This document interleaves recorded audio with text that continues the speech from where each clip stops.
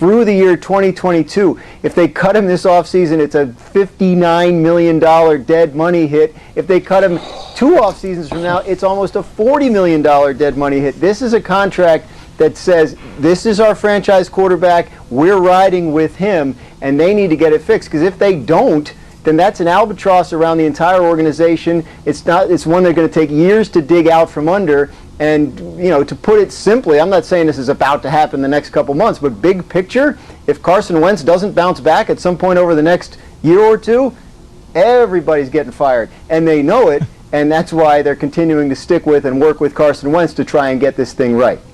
Wow.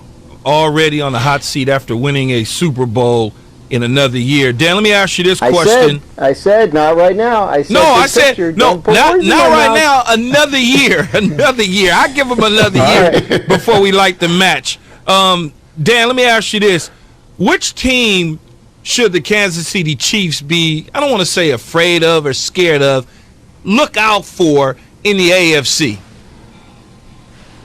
The Raiders. If I'm the Chiefs and I'm looking ahead to the playoffs, which I'm sure they'll tell you they're not, I want somebody else to take out the Raiders. I don't want to have to do that again. They beat me once. They came within a minute of beating me again. They look like they're absolutely not scared. Talk about scared. The Raiders are not scared of the Chiefs. They believe they can beat them. They believe they should beat them. They believe they're built to beat them. So head-to-head in the postseason, if I'm the Chiefs and I'm looking at the AFC playoff field, yes, Pittsburgh's undefeated, and at this point you would have to go there, and they would have had the bye. That makes them a favorite, certainly. But in terms of teams that I feel comfortable trying to beat to win a playoff game, the Raiders are the thorn in the Chiefs' side right now, and I would hope, if I'm the Chiefs, that somebody else takes them out or keeps them out of the playoffs entirely so I don't have to try and do it again. It's really amazing to think that a 6-4 team could end up being Patrick Mahomes' kryptonite, and his mention of the Pittsburgh Steelers, Dan, the 4th team with an unbeaten record entering Thanksgiving game, incredible, in the last 80 years. 4th team with an unbeaten record heading to Thanksgiving against a wounded Ravens squad. We'll get ready for a triple header on Turkey Day. Dan, thank you very much. You got it, guys. All right, Dan. One quick thing before we talk more about Joe Burrow, who has obviously become a very big story here as the injury diagnosis has become more firm. I'll get into that in a second. Did you hear what Dan said about the dead cap hit? Right now, the NFL salary cap is right around $200 million. It's $198.2 million. This is important to note. Dead money does not count against your cap, right? It's still on the books. It just doesn't count for your cap, right?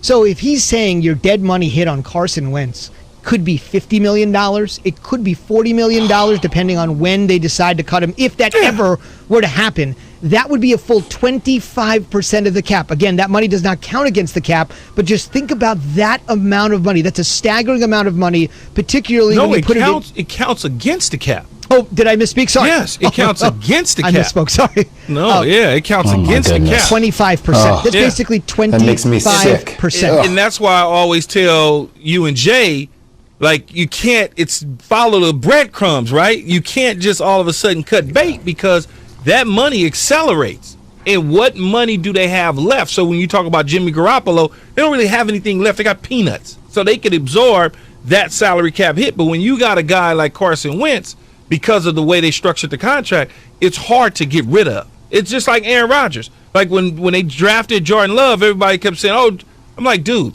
he's not going anywhere. The only thing they're going to do is restructure his deal, give him some new money, and extend his contract, because they can't do anything with him for the next 3 years. Indeed. And Jay, before we let you in here, I just want to let me just mention after I misspoke, apologize. Thank you, Keith, for catching me on that one word I did not include.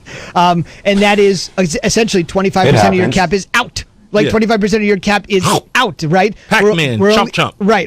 Going 1980s video games. Chomp all the way. Now you're dealing with just 75% of your cap, with that 25% being owed to one player for your cap that is no longer on your roster. That would be a devastating blow for Howie Roseman and the Eagles front office, Jay. Zubin, all I gotta say is, Key, I look forward to every Sunday when Doug Peterson has to step up to that post presser and just continue to answer questions about Carson Wentz. That's going to be my entertainment and my little mid-game portion of Sundays. I'll tell you that right now. Well, that's why when you make decisions to pay guys early, you got to be sure. You got to be 100% sure that this was the guy, right? I mean, he's coming off a leg injury.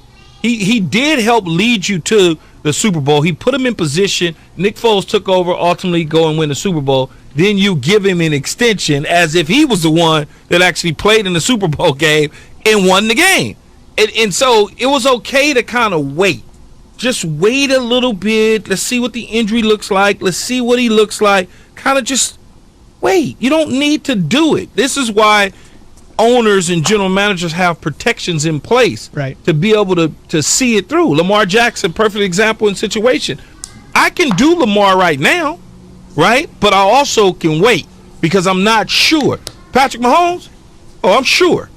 I'm sure. Not a problem. What do you want? Here's a blank check. No big deal. Deshaun Watson, I'm sure. What do you want? But there's certain guys that you're like, if I pay him, even a Jared Goff situation, I did not have to pay Jared Goff immediately. Now, he's been okay. But I could have waited to pay Jared Goff. Indeed. And Jay mentioned Doug Peterson at the podium. What's he going to say after every loss on a Sunday? Well, he was at the podium yesterday and got the most predictable question you might imagine. Jalen Hurts played one offensive snap. Regardless of the way Carson is playing, why isn't Hurts on the field more? And is this the type of workload and usage we should expect going forward? No, I think I could get him in the game a little bit more. What do you make of that? I was waiting for him to keep going. Is that it? Was that Bill Belichick or Doug Peterson? No, that was Doug Peterson, apparently. I'm like, I'm dialed in, waiting for him to say something. Well, But you see, Key, this is going to happen every single time, though, Key. Like, and I feel you on Follow the Money. Like, you make more and more sense every time I hear you talk about this as it relates to Carson Wentz. I get that. But from the practical fan perspective, right? You're sitting there saying, okay, the NFC East is horrible. I don't know how the hell we're still in this position.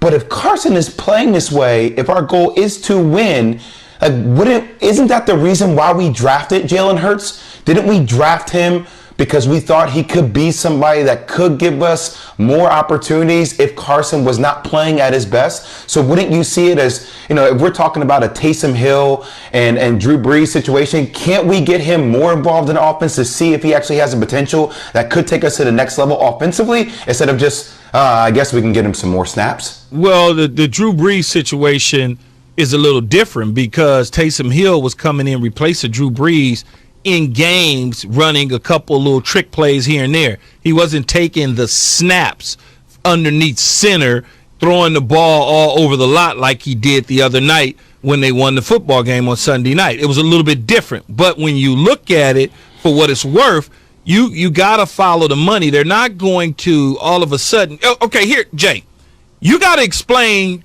to me. I'm the owner of the Philadelphia Eagles. You're the general manager, the president of the team. Now you got to explain to me why in the hell you gave that dude $100 million and you asking me to sign off on benching him to pay a dude that has no playing experience at quarterback that we drafted in the second round when you convinced me to pay the other guy a year and a half ago $100 million. You got to explain that to me. Do you want to bring that to me? Do you really want to walk into my office and say, hey, Key, I want to play the other guy, even though I just gave him $100 million and he's going to cost us $50 million if we do anything? You really